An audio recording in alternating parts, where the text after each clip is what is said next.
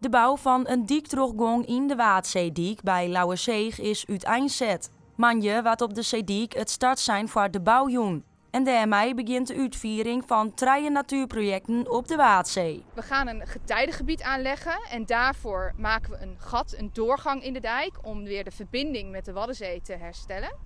We gaan riffen aanleggen langs de dijk en we gaan een natuurlijke kwelder ontwikkelen voor de dijk. En deze projecten zijn bedoeld om het ecosysteem van de Waadzee te verrijken. We hadden hier de kans bij de dijkversterking, we moeten hier 9 kilometer dijk versterken, om ook iets te doen voor de natuur.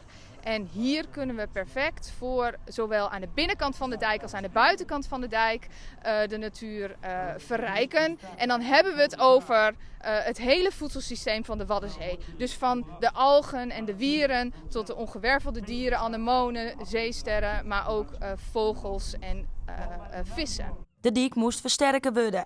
Verschillende partijen woen ook naar natuurmaatregels sjen.